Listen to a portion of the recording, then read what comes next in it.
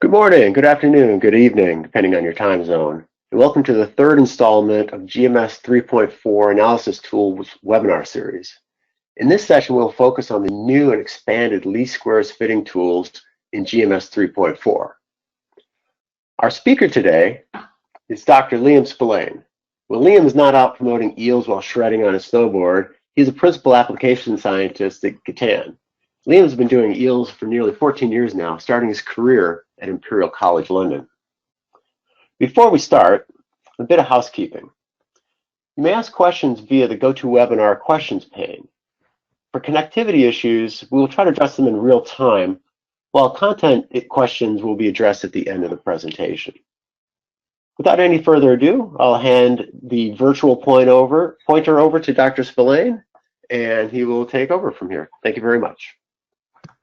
Okay, so good morning, everyone, or good afternoon or good evening, depending on where you are in the world, and thanks for tuning in. So I'll get started with the next webinar, which is linear least squares fitting. So just an overview of the talk. We'll cover some fundamentals, then I'll give an overview of the software, the new software features in GMS 3.4, some practical aspects to consider, and then we'll move on to some application examples. So the application examples that we'll cover will be a semiconductor device, so we'll do a live demo with that. Then a ferroelectric material, so a thin film of strontium titanate, barium titanate. And the final example is a solid oxide fuel cell sample. So it's a ceria grown on yttria stabilized zirconia. So curve fitting, we can ask ourselves why do we want to do curve fitting? So EELS data contains a wealth of spectral features that we can use to unlock information about the physics and chemistry of a material. So we have information in the individual peaks, so the peak position, the peak intensity, the peak width. We also have information in the overall edge shape, so the near edge fine structure, or the LNS. So curve fitting allows us to measure changes in these properties numerically, which enables us to approach our materials questions quantitatively. So the way that we do that in GMS is linear least squares. So we're fitting models to real data. So kind of before we get into the detail, we'll just have some examples of what we can do with linear least squares. So we could do phase mapping by LNS fingerprinting. So elemental mapping just shows us the concentration, but MLLS fitting enables us to map out specific compounds, oxidation states, and so on. We can do much more accurate quantification. So the standard quantification routine uses computed cross-sections. Multilinear least squares fitting with experimental references really pushes the limits. So we get a more accurate fit, and that directly gives us more accurate quantification. So what else can we do? We could do mapping of spectral feature changes. So we could say, does the width of a peak change? So we could look at the ZLP, the linear least squares fit for stability measurements. We could say, does the position or the intensity of a peak change? So we could do things like plasma peak analysis. So we could look at dielectric properties, changes in temperature. We can also do linear least squares fit of LNES. So we could do things like white line ratio mapping. So least squares fitting is really a very flexible and essential tool for in-depth data analysis. Okay, so linear least squares fitting is a curve fitting method that can be used to fit a number of fixed reference spectra and or models to a spectrum. So it's broken down into two kind of main groups. So we have multiple linear least squares, which is MLLS. So in multilinear least squares, we have fixed references, and the fitting is done by adjusting scaling coefficients. The references are fit as a linear combination. So we have a recorded spectrum, we input some reference spectra, and then the algorithm will generate a model from the reference spectra as best it can. So moving on, nonlinear least squares, so NLLS. So instead of having fixed references, here we have a parameterized function or functions.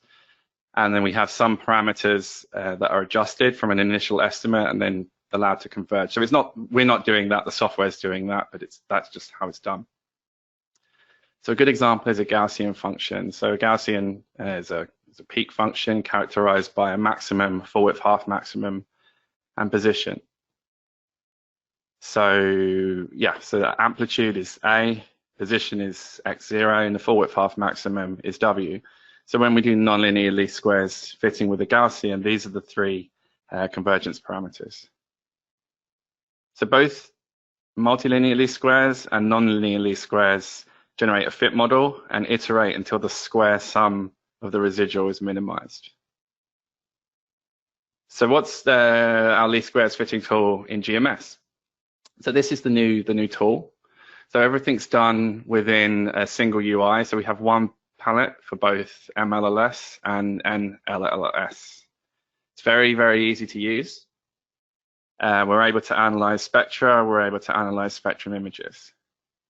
So we have some global features, so features that apply to both methods. So interactive live fitting.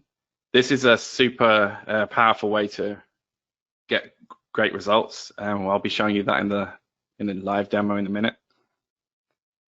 We're able to save and load fit setup. So if you find that you have some settings that you use often, you can save them and recall them later. This is also a good way to do testing. So you could save a setup and like kind of iterate and converge on a solution rather than having to start from scratch each time. It's quite a nice way of using that. We have single click map computation and full scripting support. Okay, so what about the specific flavors of the fitting tool? So for multiple linear least squares, we can now do non-negative reference fitting. For non-linear least squares, we have a much expanded list of supported models. So previously we only supported Gaussian models, and now we have around 13 fit models, one of which is a user-defined script model. So if you find that you want to use some sort of function that's not in that list, you can create your own custom function. We also have more capability for constraining individual model parameters and doing things for kind of multiple model fitting, which we'll touch on later. So what kind of applications might you do with each method? So MLLS, so we could do LNES fingerprinting. We can separate overlapping EELS edges. We could do EDS spectral phase mapping, high precision quantification.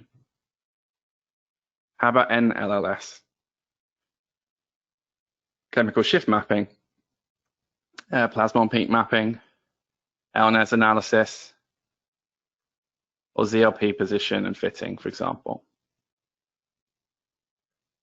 Okay, so we'll jump now to the first application example. So it's a semiconductor device, and we're going to do silicon phase mapping. So this is an MLLS demo. So we'll just cover the workflow before jumping into the software. So first of all, we need to acquire spectrum data or spectrum image data. I'm going to talk specifically about spectrum image data. Once we have our data, we data mine using the SI picker tool. We assess the goodness of fit, and then we perform mapping.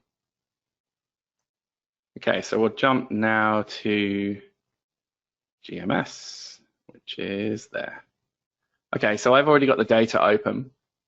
So this is a call-off spectrum image, and then we have the ADF survey image above. So we have, basically we have 1, 2, 3, kind of four layers of, in this sample.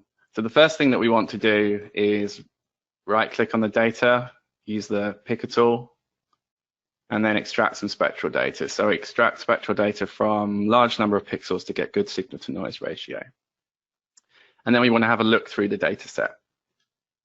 So I'll just move the picker tool around. So if you kind of, and now we're looking at the silicon L23 edge. So as we sweep through the data, you can see that there are very distinct changes in the LNES of the L23 edge, which is exactly what we want to map. So let's get on to the mapping. So first of all, we need to make sure we're in a workspace where the least squares fitting tool is open. So one of the analytical workspaces, and then we make sure that the MLLS button is enabled. So MLLS is blue, so we're in MLLS mode.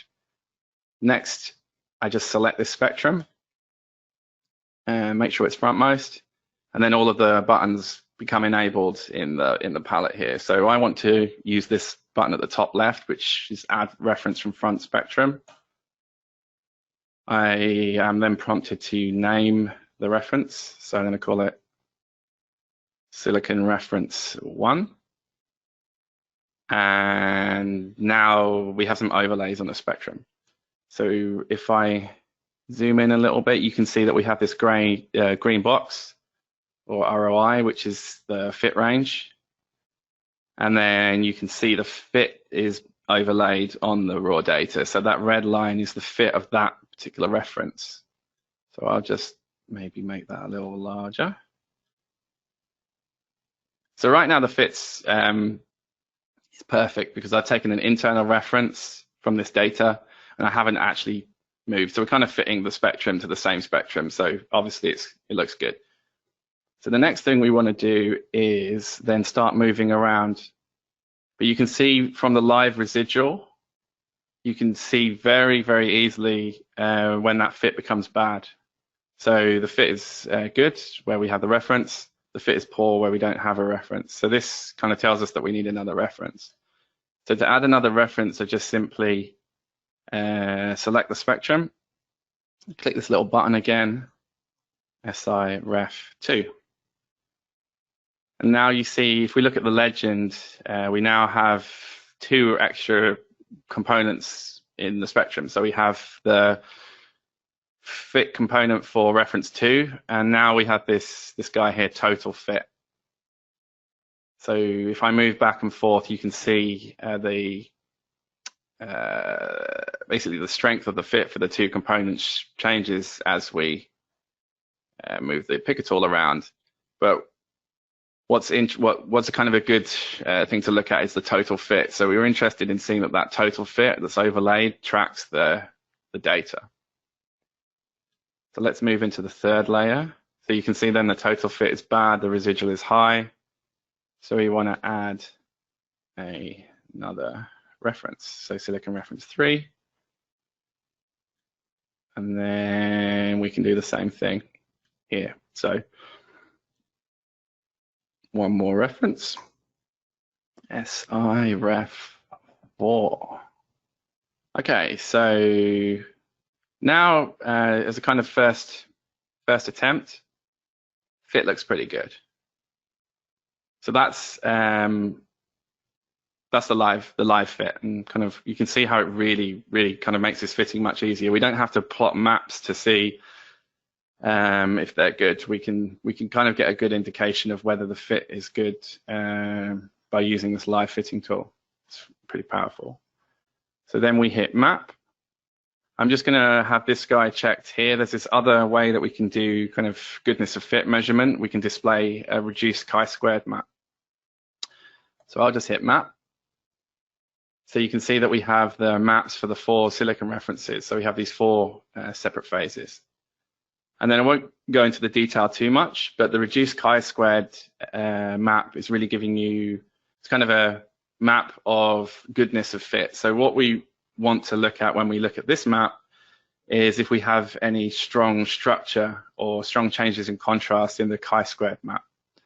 So most of the chi-squared map looks pretty reasonable, but if you look over here to the right hand side, you can see we have these kind of small features that are very, very bright. So that could give us an indication that we may have missed one of the components.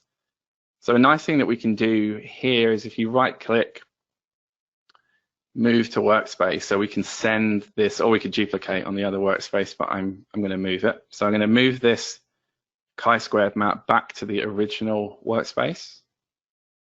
Go back here, and if I just arrange this slightly differently.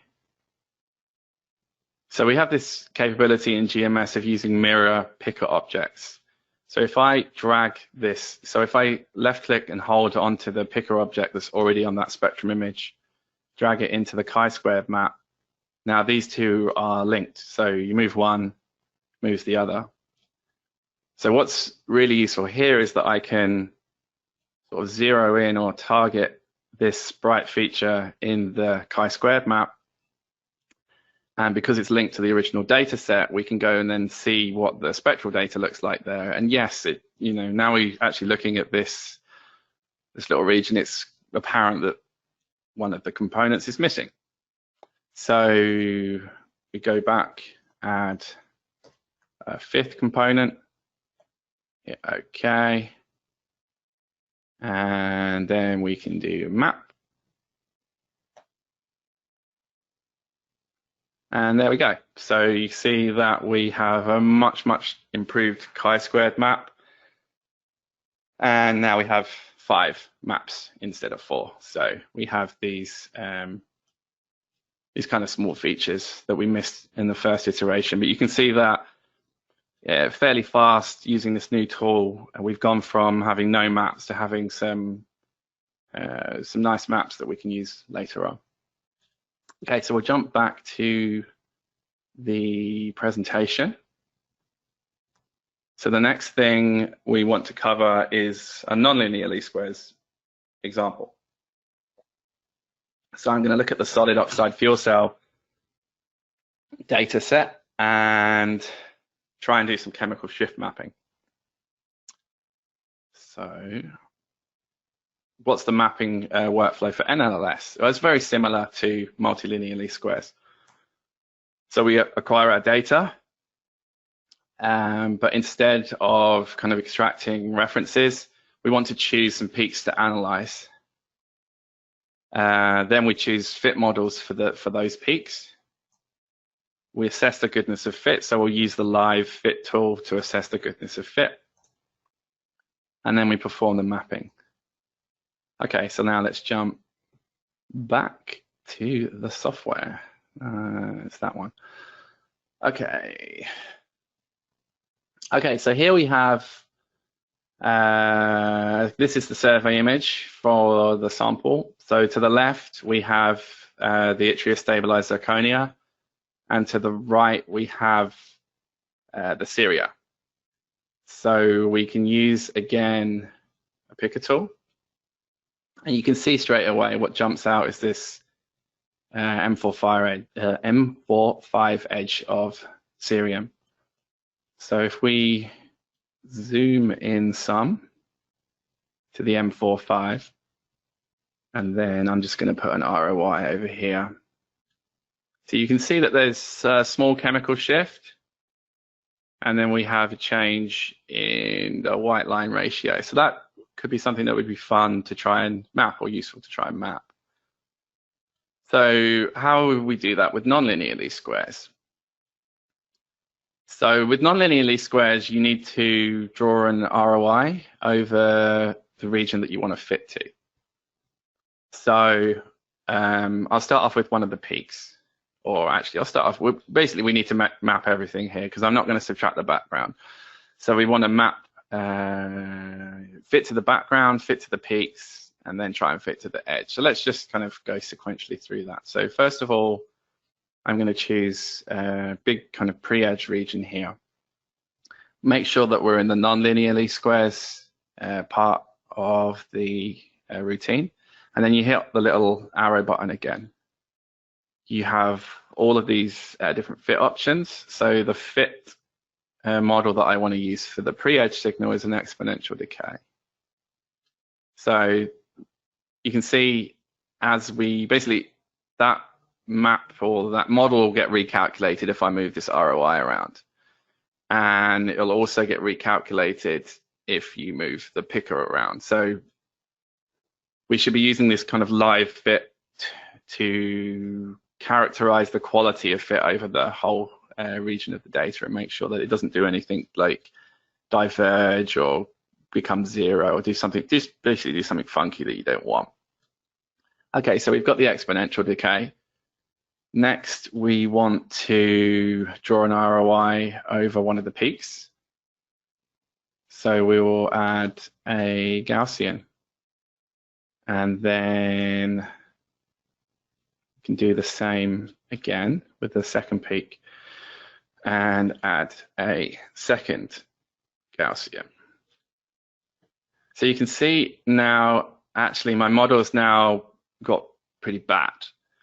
So the total fit here is the black line. So something's not quite right here.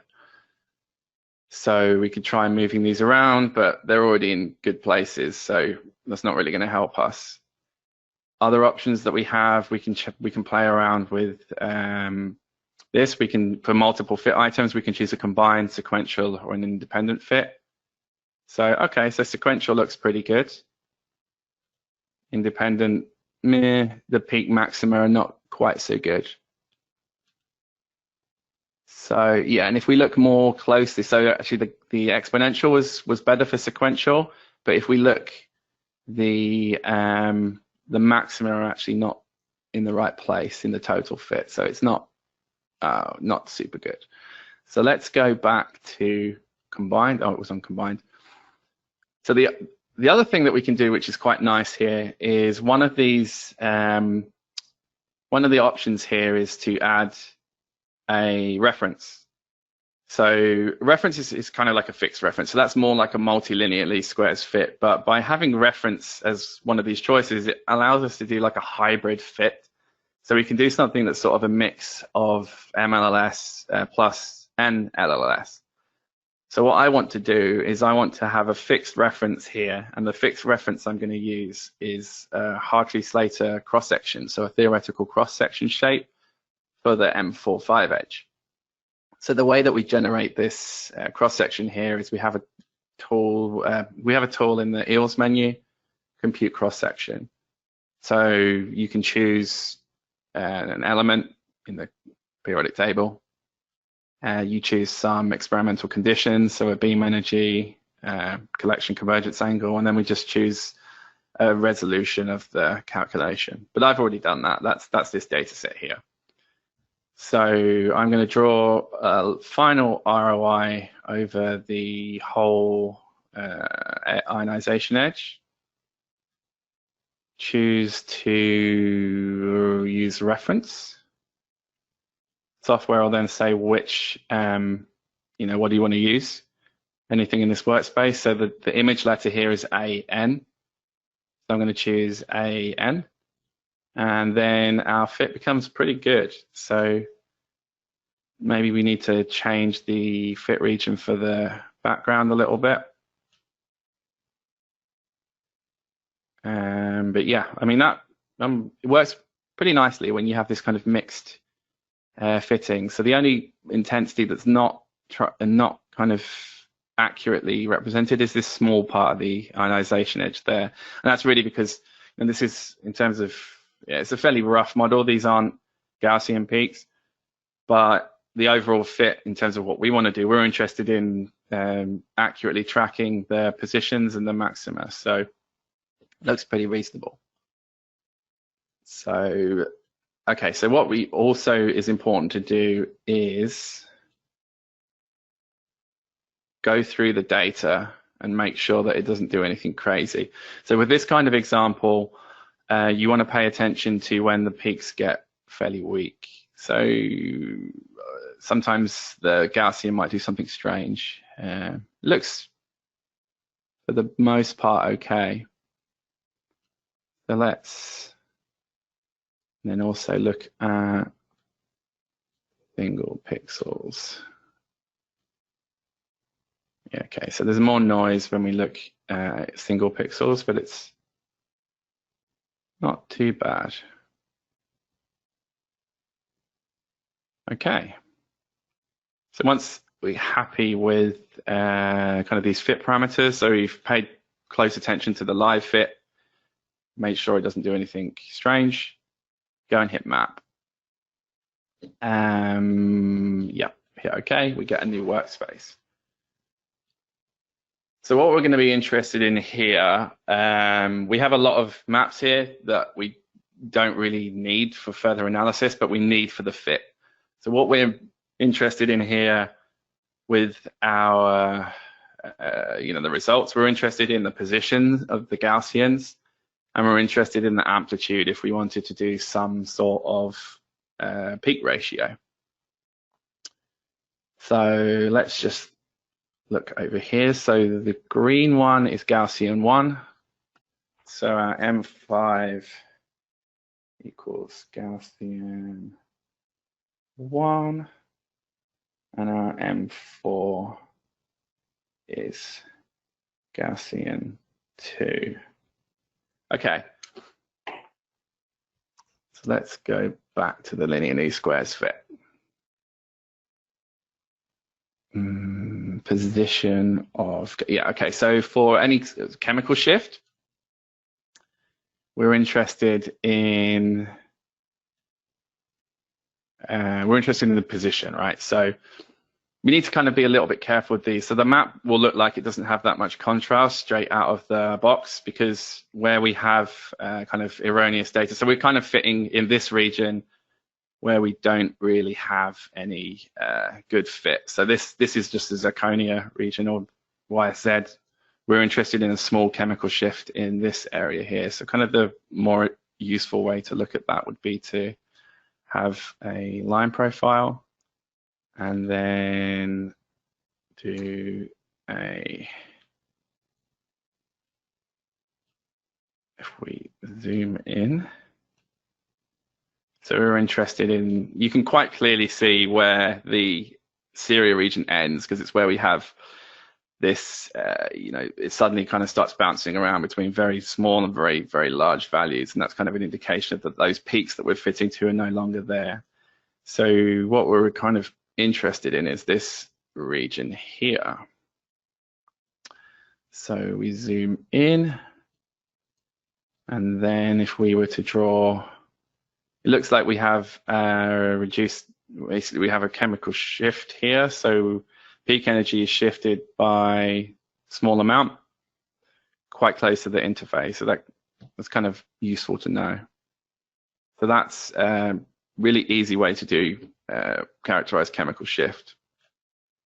So if we wanted to do a peak ratio, we can just do a really, really easy script. So our M5, M4 ratio is going to be the amplitude of Gaussian 1 divided by the amplitude of Gaussian 2. So we can just do that in simple script. You just refer to these maps by the image letter. So let's find out which one is which. So Gaussian 1 is BG. So BG divided by, and then Gaussian 2 is BJ. So if we just pick an image letter that hasn't been used, so I'll just pick HJK. So all I have to say is sum image letter equals one image divided by the other. Hit Control Enter to execute that script, and then we have a ratio map. So we could say, if I rename that for M5, M4 ratio, and then we can do the same thing we did before. So use the line profile tool, draw along here, visually assess where the fit doesn't work, and then you've got your kind of a quick and easy way to get the white line ratio. So you can quite clearly see where the data becomes erroneous. So we're interested in this region, and you can see that the white line ratio here changes at the interface with respect to the bulk of the sample that we're interested in. So we could spend some more time kind of making a bit more of an advanced script to do better handling of the intensity values in this area. But just as a first look at the data, you can see that this is quite a nice, fast way of doing the data processing. Okay, so that's that demo. Now let's jump back to the presentation.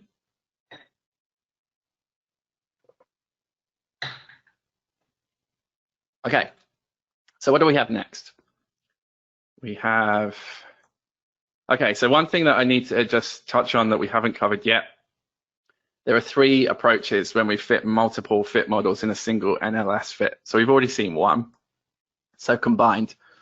So the combined gives good performance where the fit windows overlap. So this is the same data that we've just seen, so the Syria data. So example, the references that I was using, or the models, sorry.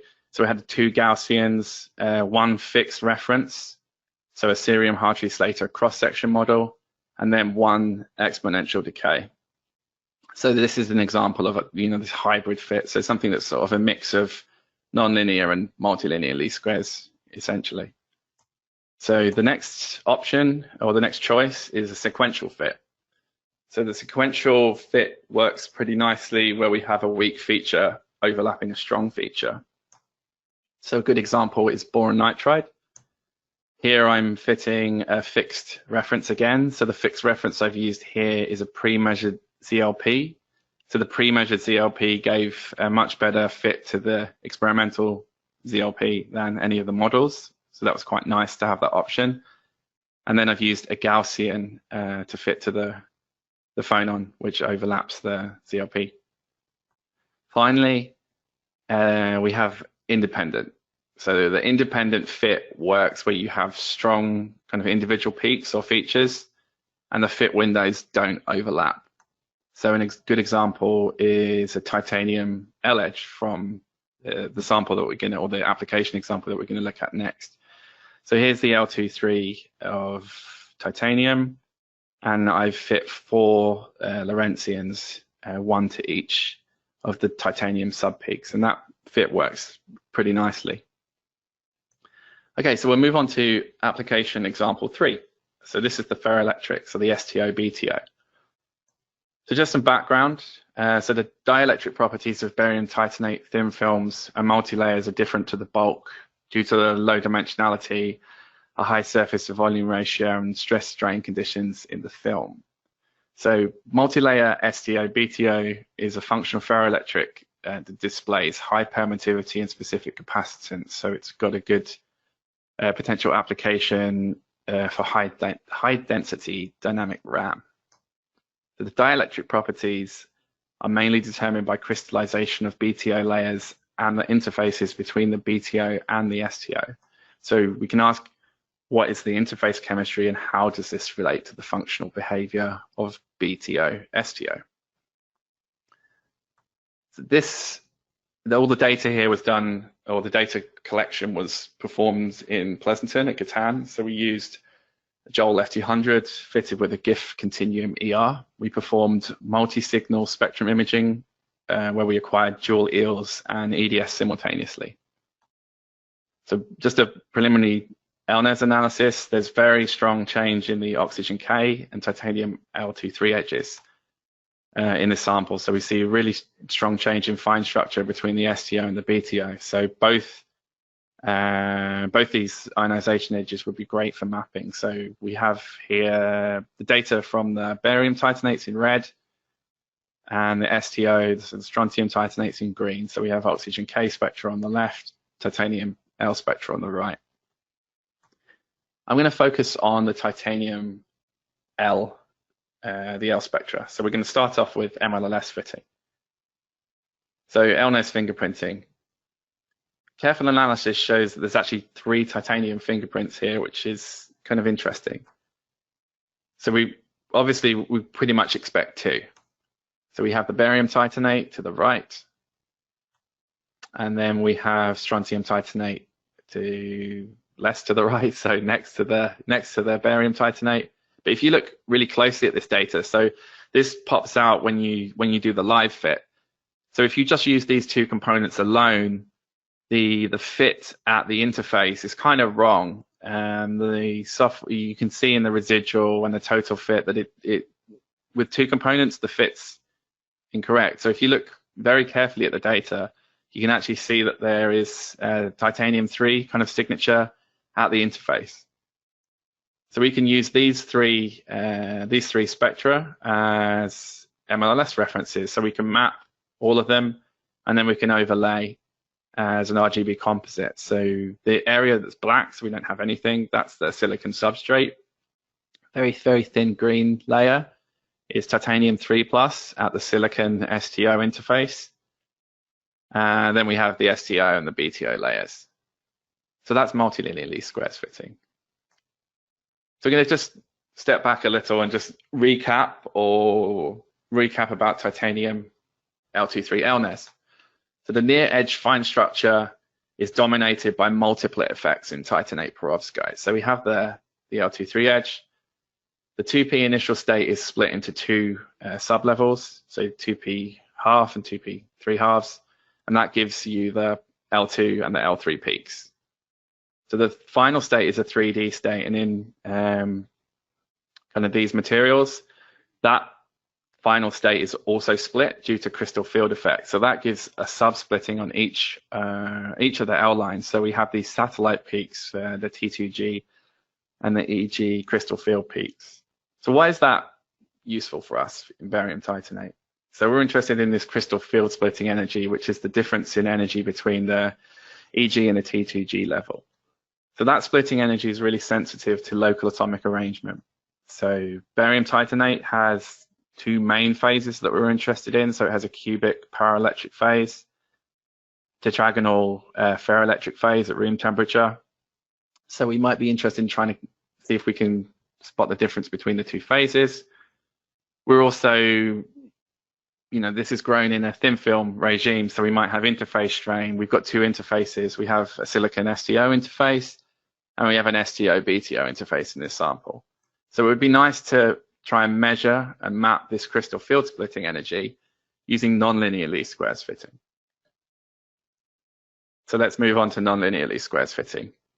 We've already done multilinear least squares fitting, and that's really useful. So we can use that map that we just generated in MLLS as a guide for the NLLS fit. So you don't necessarily have to think, should I do multilinear least squares fitting? Should I do nonlinear least squares fitting? These two methods can be very complementary. So our multilinear least squares map really shows us where the interfaces are and what's going on. So that kind of gives you a good idea of where you might want to target the nonlinear least squares fit. So we could compare the STO and the BTO. We could try and compare the interfacial regions. So, okay, so we'll step through again. So this is an example of, well, it's a spectrum that's extracted using the picker tool from this region in the BTO.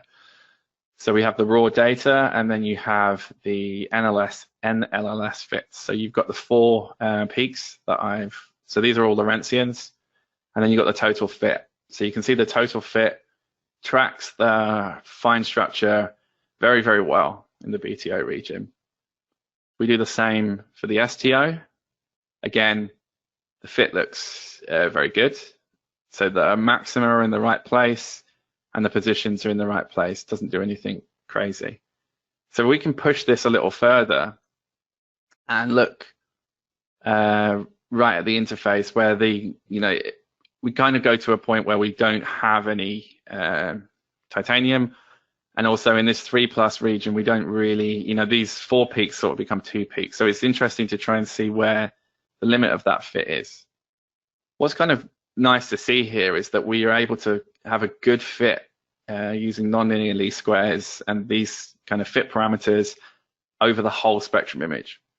So we'd be able to map the peak positions, peak ratios, and any splitting that we wanted to target with this edge. But I want to focus on the crystal field splitting.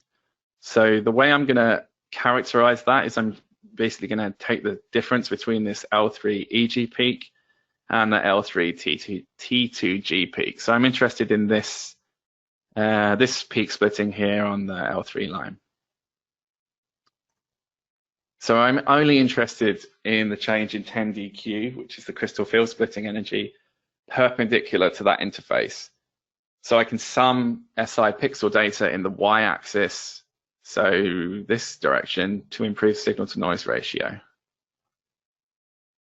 So what I've done here is basically mapped the peak positions, subtracted one map from the other to give me a crystal field splitting energy.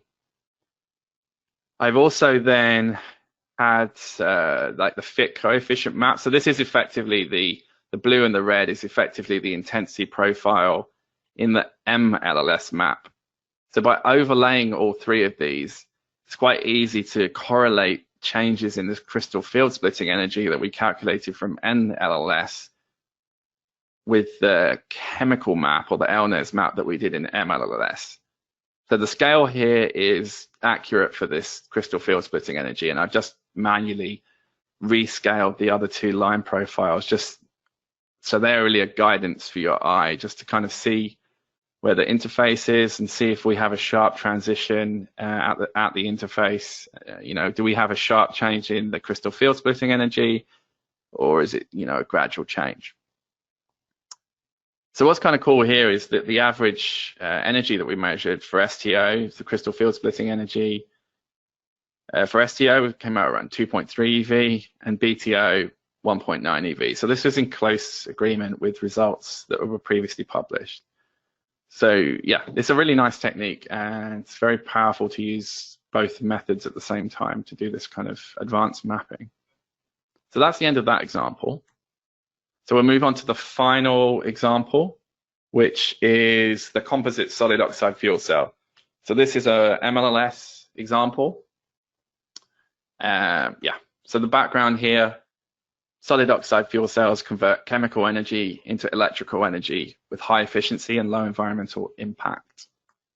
So ceria and yttria stabilized zirconia in particular are promising electrolyte materials due to their high ionic conductivity.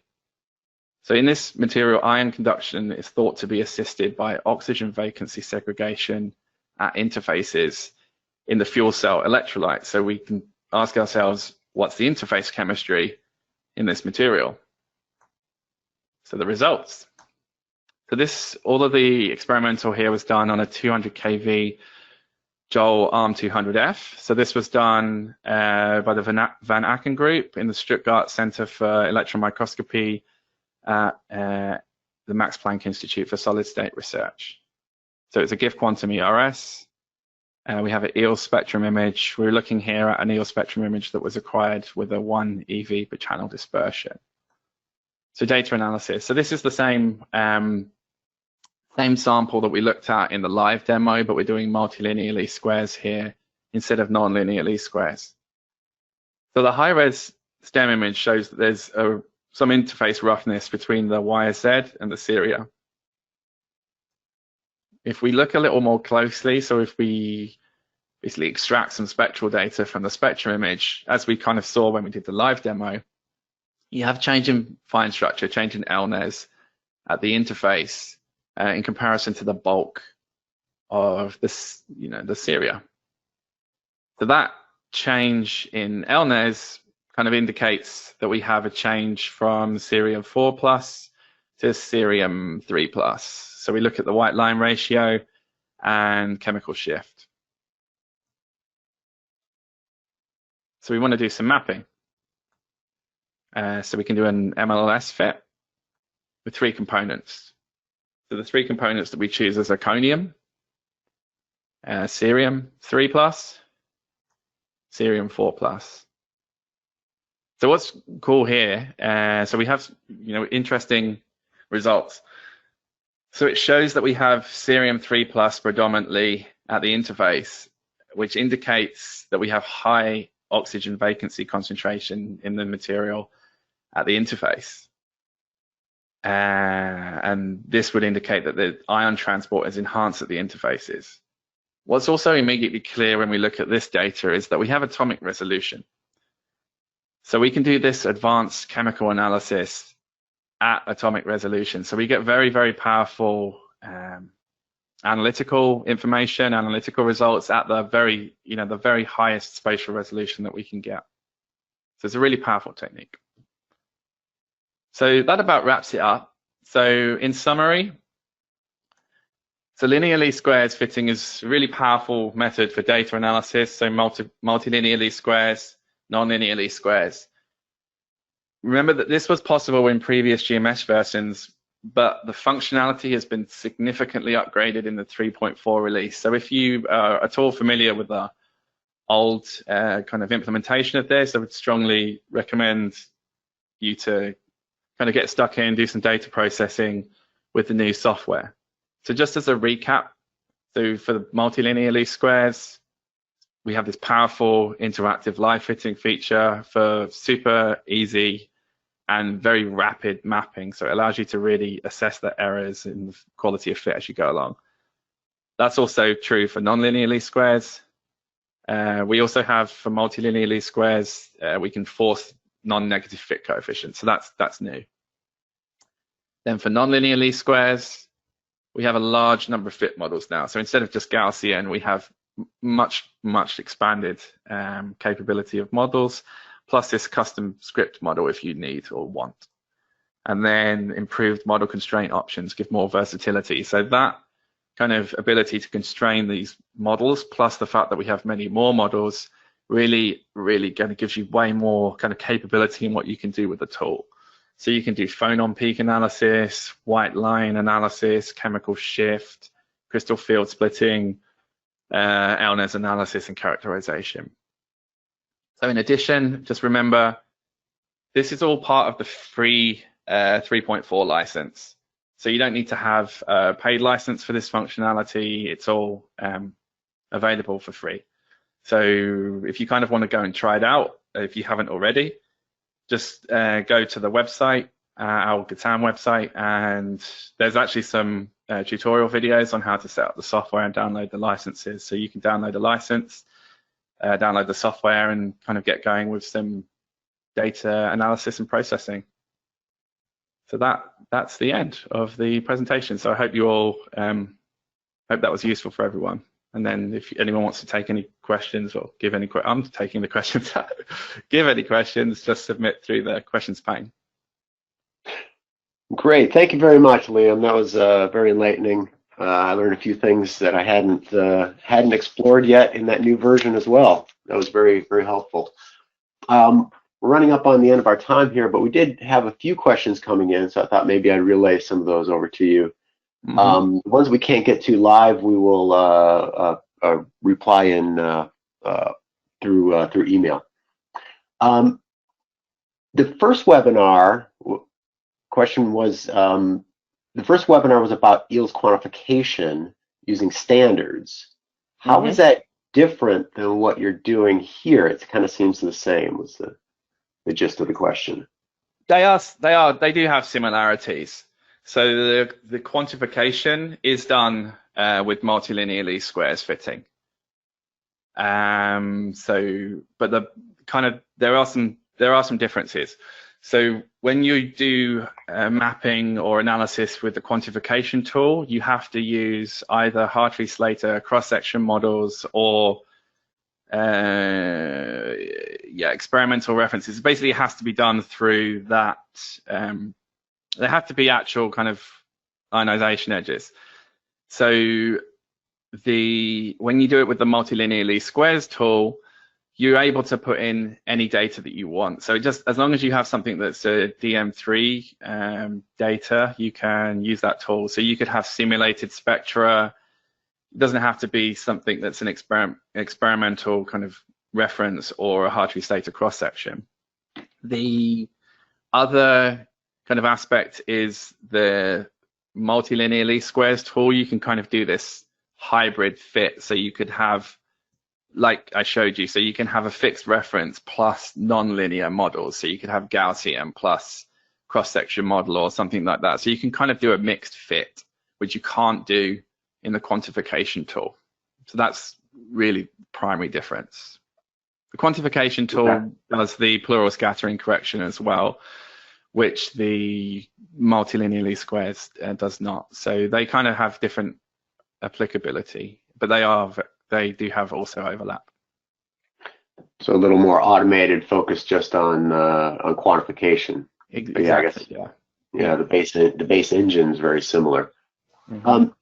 You mentioned custom functions. Someone was asking where they can get more information on creating custom functions, and do they need special software like a compiler or anything to do that? So no, you don't need a compiler or anything special. So the custom functions you would write in DM script code. So if you're using the software, that's a native embedded feature. So if you want more information on how to do that, there's a few nice examples that are in the GMS help. So if you go to the scripting or the nonlinear least squares section of the help document, there's some worked examples there. Okay, great. Because final question kind of comes up quite often, but using different models, can you use like any data that you've collected? Does it have to be the same energy, the same experimental parameters? Could you get the data from the EELS Atlas or the EELS Esteem database? Yeah, you can put any data in. It just needs to be in a DM format, so DM3 or DM4. So I've done some work where I imported some calculated spectra that were done in an external package. So the results of our calculations were text. It's just a delimited text file, but I just use a simple script to convert. In fact, there's also a menu item in DM where you can import text data. So you import the text data and convert it to DM3, DM4, then it's good to go, pretty much. So you can do that with external data. You can use stuff from the EELS Atlas. Yeah, it's fairly flexible. Okay, great. Yeah, we're a couple of minutes over already, so the remainder of the questions, I guess we'll have to approach on the through email. But I would like to thank you, Liam, for the presentation. It was very helpful, and I'd like to thank all of our listeners and attendees for their attention. I hope this was very useful for you, and if you have comments or questions, please send them in, and we'll take them to heart. Yeah, thank you again. again. It would also be great to see everyone at the next webinar, which is on the 9th of June, I believe. Thank you. Yes, 9th of June. What's the topic of that one, Liam? It's going to be about the PCA, so the multivariate statistical analysis tool, and also some kind of data mining and Python kind of processing of spectrum images. So kind of a more analytical focused kind of Python examples. Okay, great. All right. I'm looking forward to it. All right. Thank you all again. Thanks very much.